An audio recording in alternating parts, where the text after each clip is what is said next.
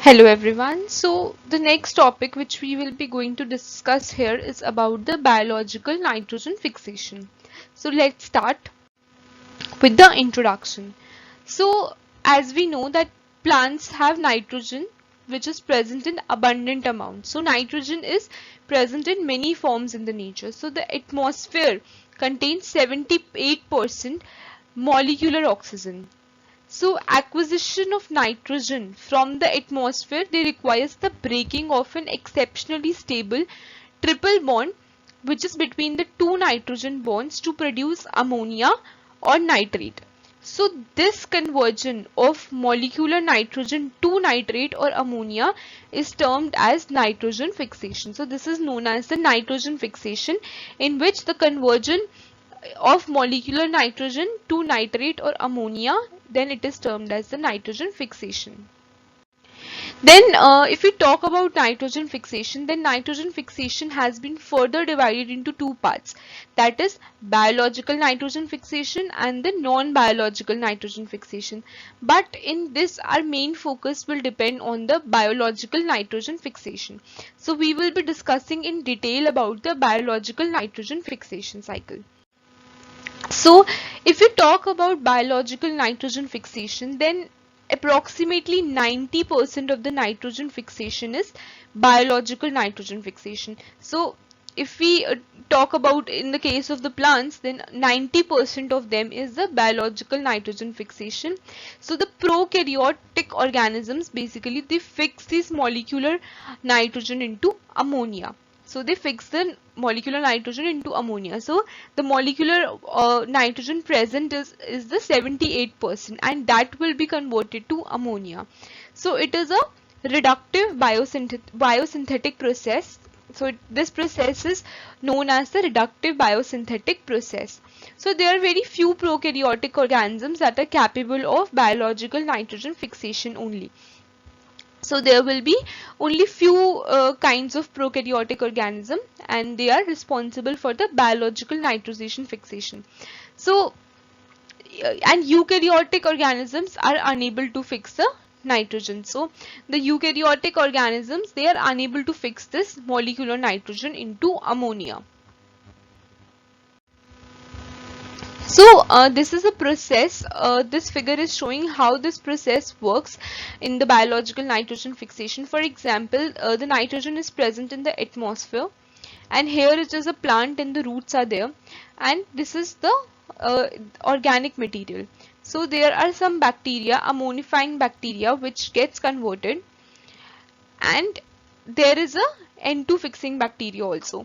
So in the soil there are nitrogen fixing bacteria. What happens is they convert it into NH4 plus, that is by the nitrifying bacteria, and NO2 minus, that is the denitrifying bacteria, that give rise to, both these processes will give rise to the nitrate and nitrogenous organic compounds, which is exported in xylem to the shoot.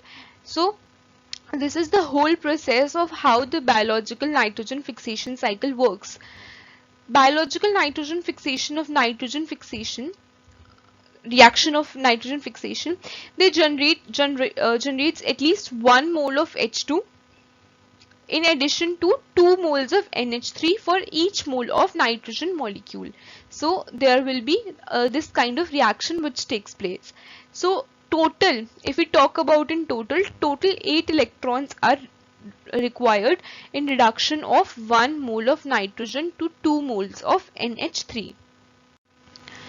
Now we will be discussing about, these are only the kinds of biological nitrogen fixation. So here we will talk about the non-symbiotic or asymbiotic biological nitrogen fixation. So what happens in this here is, soil contains a number of free living nitrogen fixing organisms. So these include a number of aerobic and anaerobic bacteria and blue green algae. So it will include both these bacteria.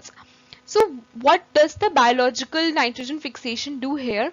That by some microorganism of living freely or staying out of the plant, that is called as the non. So here the definition of this non-symbiotic biological nitrogen fixation is there, in which biological nitrogen fixation by the organisms living freely or staying out of the plant cell is called this.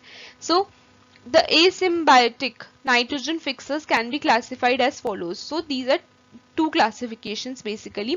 The first is, there are two more on the other slides, but the two are mentioned here, that there are free living aerobic nitrogen fixing bacteria, that is photosynthetic, chlorobium, chromatium, non-photosynthetic, azobacterium, azonosdiarrhea, and and Bizinerica.